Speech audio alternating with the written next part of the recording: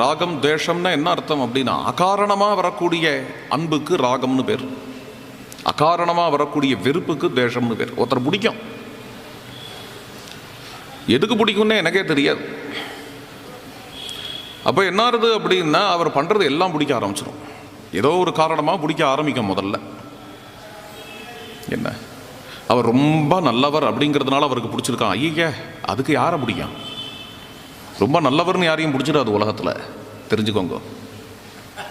ரொம்ப நல்லவரை பார்த்தா போர் அடிக்கும், அது வேணால் சொல்லலாம். ரொம்ப நல்லவரை பார்த்தா ரொம்ப போரிங்காக இருக்கும்.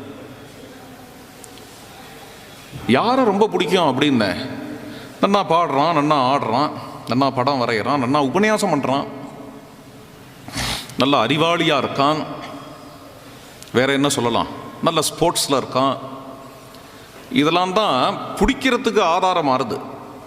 நல்லவனாக இருக்கான்னு ஒருத்தனை பிடிச்சிடாது. அதுவும் களி முத்த நன்னா நடிக்கிறான்,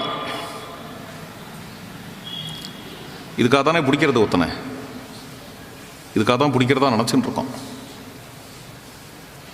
ஆனால் என்ன ஆகுதுன்னா, நன்னா நடிக்கிறாங்கிறதுக்காக ஒருத்தனுக்கு ஓட்டு போட்டு சீஃப் மினிஸ்டர் ஆக்கிடுறோன்னு வச்சுப்போம், சும்மா ஒரு பேச்சுக்கு.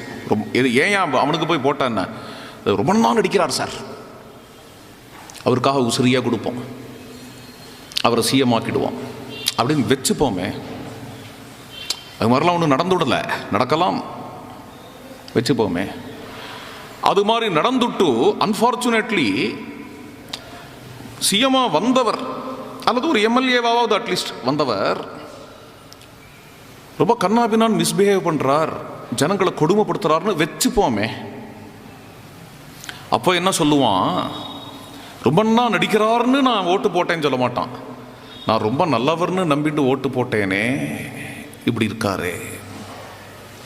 அங்கே என்னாச்சு, நடிப்பு கிடிப்பெல்லாம், பாடுறது ஆடுறது எல்லாம் என்னாச்சு அங்கே? ஐயோ, ரொம்ப நன்னா பாடுறார், ரொம்ப நன்னா வயலின் வாசிக்கிறார், ரொம்ப நன்னா வீணை வாசிக்கிறார். அவர் ரொம்ப நன்னா வீணை வாசிக்கிறாருங்கிறதுனால அவர்கிட்ட அவ்வளோ பிரியம் வந்துடுறது.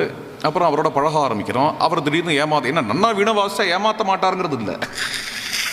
ஒருத்தர் நன்னா உபன்யாசம் பண்ணாருன்னா ஏமாற்ற மாட்டாருங்கிறது இல்லை.